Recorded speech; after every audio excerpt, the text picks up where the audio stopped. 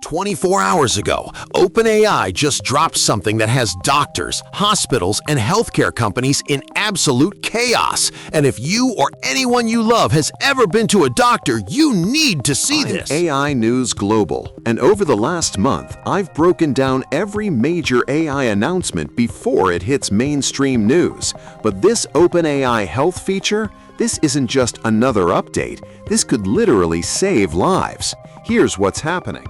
Yesterday at 3 p.m. Eastern, OpenAI quietly rolled out their new health section in ChatGPT. Now, before you think, oh great, another chatbot giving medical advice, stop. This is different. OpenAI has partnered with medical institutions, and this AI can now analyze symptoms, interpret test results, and provide health guidance that's been trained on millions of peer-reviewed medical papers. Watch this. You can now describe symptoms, upload lab results, and get analysis in seconds. But here's the part that's causing controversy. This AI is giving medical advice that traditionally only licensed doctors could provide. Dr. Sarah Martinez, a Harvard physician, tweeted, "This is either revolutionary or dangerous. There's no in between." And she's right. Here's why doctors are divided. The excited camp says, for the first time, someone in a rural area with no specialist access can get sophisticated health analysis instantly. Someone with rare symptoms can get pointed toward the right specialist faster. This democratizes healthcare access globally.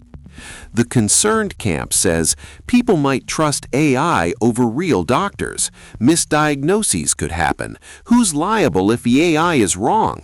What about patient privacy? And what if someone delays critical care because they trusted an AI instead of seeking immediate medical attention? Both sides have valid points, but here's what everyone's missing. This isn't about replacing doctors. It's about triaging your decision on whether you even need to see one. Unlike WebMD that just scared you into thinking you have cancer from a headache, OpenAI's health feature does three things differently. 1. It asks contextual follow-up questions based on your answers.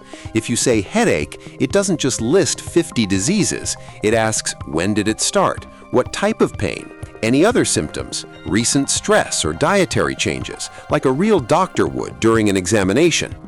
2. It's trained on peer-reviewed medical literature, not just internet forums where everyone has a horror story. This is GPT-4 specifically fine-tuned on over 10 million medical research papers, clinical trials, and established treatment protocols. And 3, and this is crucial, it explicitly tells you it's not a replacement for doctors. Every response ends with consult a healthcare professional for proper diagnosis. They're being legally careful here, and rightfully so. But here's what I've tested that nobody's talking about yet. The AI's ability to recognize when it doesn't know something. Unlike humans who might guess, this system will tell you this requires in-person examination when appropriate. Oh, I tested this for 48 hours straight. I input symptoms from 5 different real medical cases that I had permission to analyze.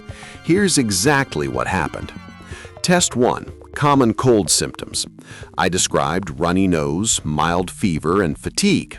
The AI correctly identified likely viral upper respiratory infection, suggested over-the-counter remedies, warned about when symptoms would require medical attention, and advised rest and hydration.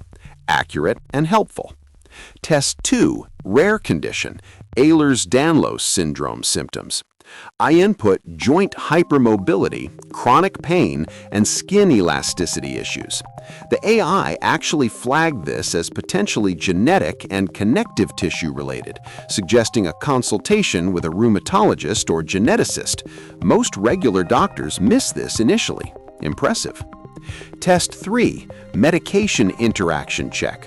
I input 2 common medications, warfarin and aspirin, that can interact dangerously. The AI caught it immediately and explained why they interact and what risks to watch for. Correct and detailed. Test 4, here's where it got interesting. I intentionally gave vague symptoms that could indicate dozens of different conditions: fatigue, occasional dizziness, mild nausea. The AI didn't try to diagnose immediately. Instead, it asked 7 specific follow-up questions before even suggesting possibilities: duration, time of day, recent diet changes, stress levels. That's actually responsible medical practice. Test 5, emergency symptoms. I described sudden severe chest pain radiating to the left arm. The AI immediately responded, "Call emergency services now. This could be a heart attack. Do not delay seeking immediate medical care." It didn't try to diagnose or discuss. It prioritized safety. That's exactly right. My verdict after 48 hours? This isn't replacing doctors. It's triaging your decision on whether to schedule an appointment, visit urgent care, or call an ambulance.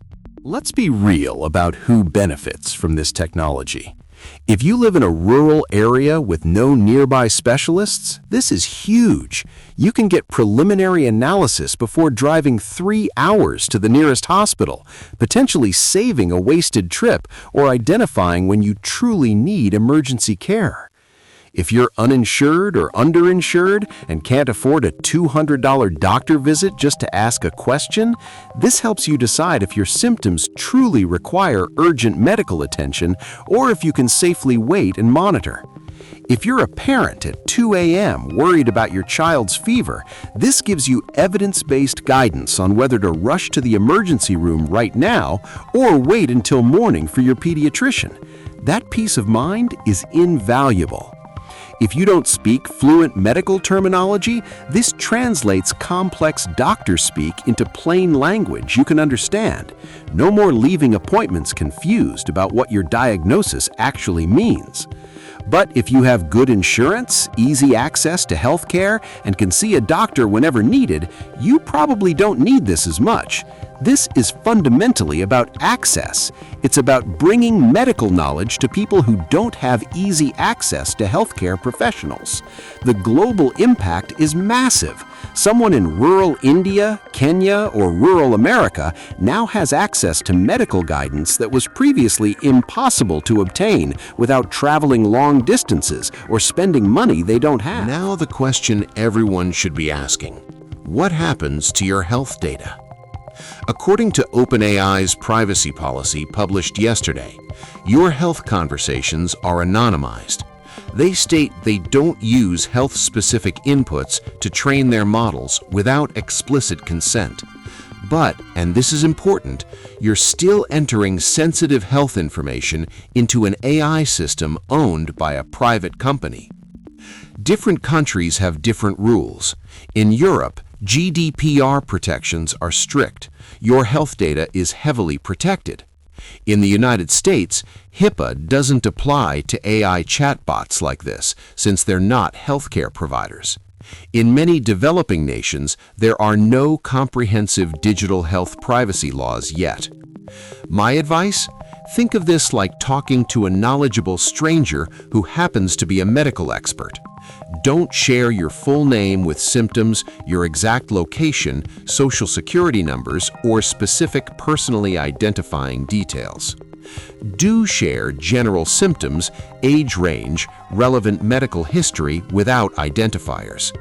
Be informative but cautious. The AI doesn't need to know you're John Smith from 123 Main Street.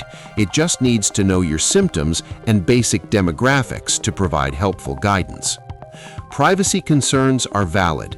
We're in early days of medical AI, and regulations haven't caught up with technology yet.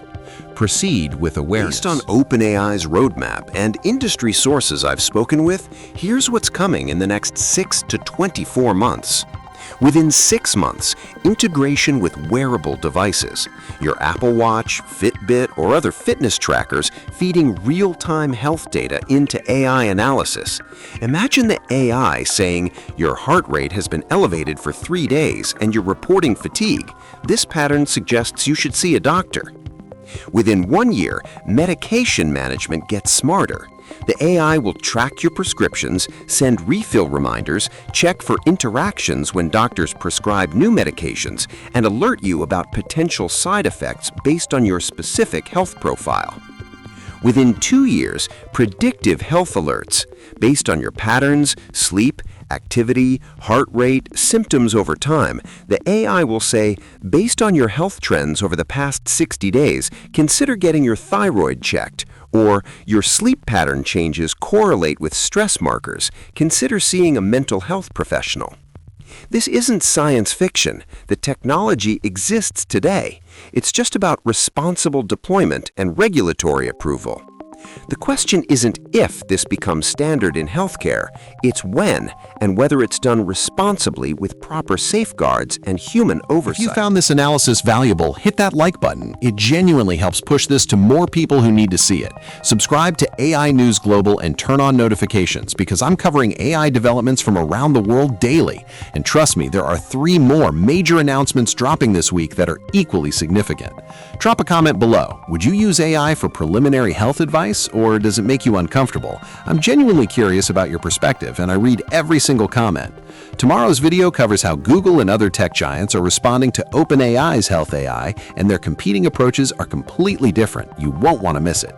This is AI News Global, bringing you artificial intelligence news from around the world. See you tomorrow.